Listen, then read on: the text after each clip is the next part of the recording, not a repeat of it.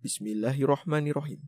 Halo audiens, perkenalkan, nama saya Ihsan, dan ini teman saya, Ilma. Dalam beberapa menit ke depan, kami akan membahas bagaimana pentingnya akhlak dan sikap positif pelajar terhadap guru. Sebelum kami menjelaskan kenapa akhlak dan sikap positif terhadap guru itu penting, kami akan menjelaskan terlebih dahulu mengenai apa itu ilmu pengetahuan, lalu apa pentingnya menuntut ilmu pengetahuan. Ilmu pengetahuan itu terbagi dalam dua kata, yaitu ilmu dan pengetahuan. Ilmu memiliki pengertian serta jangkauan yang lebih luas dan pembahasan yang lebih mendalam daripada pengetahuan. Kata ilmu berasal dari bahasa Arab, yaitu alima ya'lamu, yang berarti tahu atau mengetahui. Selain itu, ilmu pengetahuan dapat diartikan sebagai hasil pemikiran yang mendalam para alim ulama dan ilmuwan muslim yang berdasarkan kepada Al-Quran dan Al-Hadis.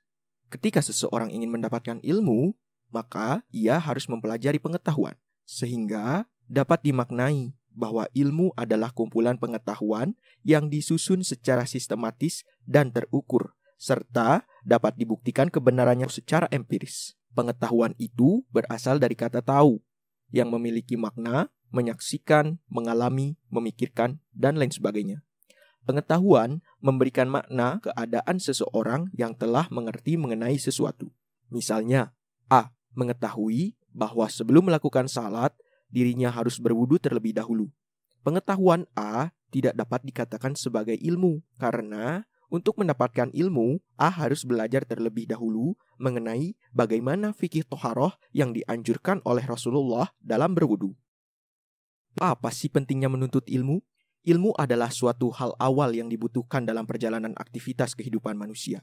Allah menciptakan manusia dengan memberikan alat indera untuk memperoleh ilmu pengetahuan, baik itu indera pendengaran, penglihatan, dan hati yang bisa membawa kepada kebijaksanaan. Pentingnya ilmu sudah Allah jelaskan secara tersirat maupun tersurat dalam Al-Quran. Quran Surah An-Nahl ayat 12 menjelaskan, yang artinya,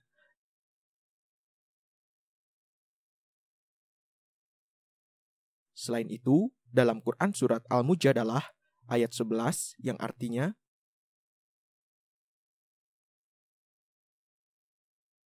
kedua ayat Al-Quran tersebut dapat dimaknai bahwa orang menggunakan akalnya untuk mencari, mempelajari, merenungi, memikirkan, dan memahami ilmu pengetahuan, mereka akan menyadari tanda-tanda kekuasaan dan keesaan Allah.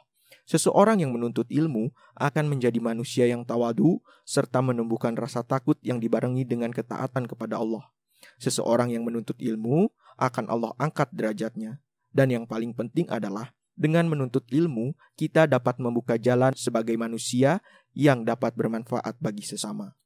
Dalam menuntut ilmu, kita pasti membutuhkan orang lain sebagai sumber pengetahuan tentang ilmu yang hendak kita cari.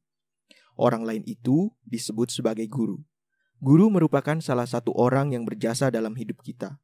Karena guru, kita dapat mengetahui hal yang sebelumnya tidak diketahui oleh diri kita.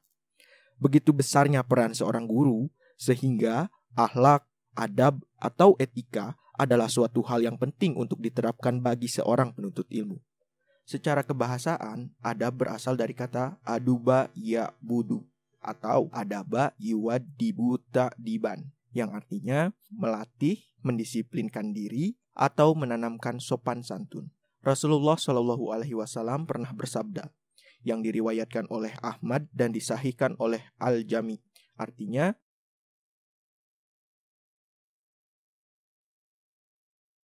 hadis tersebut mengandung makna bahwa Rasulullah memperingatkan bagaimana pentingnya seorang murid memiliki akhlak atau adab yang baik dengan menghormati hak gurunya. Ada salah satu kisah yang dapat menjadi gambaran bagi kita bagaimana seharusnya seorang penuntut ilmu bersikap kepada gurunya. Hal ini telah tertulis dalam Al-Quran Surah Al-Kahfi ayat 60-82. Yaitu yang menceritakan tentang kisah Nabi Musa dan Nabi Khidir. Singkatnya, pada suatu waktu Nabi Musa ingin berguru kepada Nabi Khidir karena Nabi Musa merasa bahwa Nabi Khidir memiliki ilmu yang tidak dimiliki dirinya.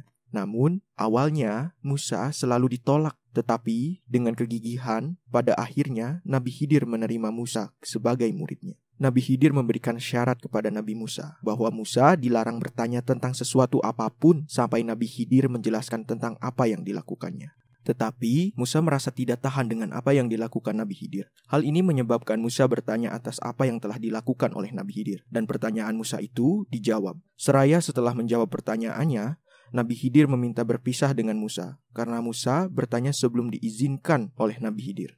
Kisah tersebut memberikan pesan bahwa dalam menuntut ilmu diperlukan kesabaran. Jangan terlalu cepat mengambil kesimpulan atas apa yang dilakukan oleh guru kita. Karena mungkin apa yang kita lihat adalah hal yang salah. Tetapi bisa jadi kita belum bisa memahami apa yang sebenarnya menjadi tujuan dari perbuatan guru kita. Seperti yang dicontohkan oleh sahabat Abu Sa'id Al-Khudri radhiyallahu anhu. Dia pernah berkata,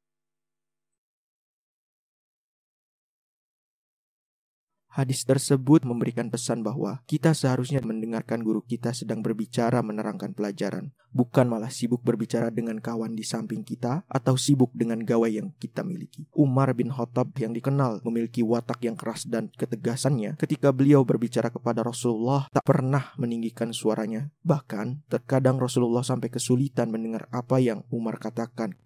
Imam Syafi'i berkata, mintakanlah untuk gurumu ampunan, hindarkanlah dirimu dari melihat aib gurumu, dan mohonkanlah agar Allah tidak menghilangkan keberkahan ilmunya kepada dirimu.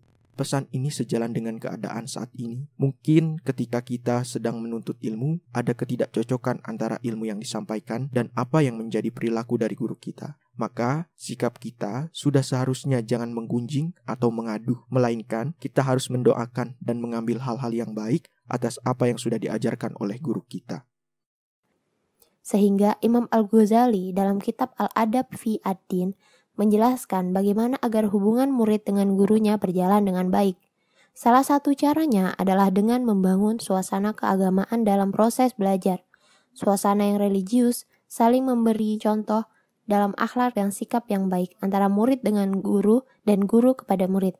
Itu merupakan langkah positif untuk mencapai keseimbangan antara ilmu dan akhlak, antara dunia dan akhirat.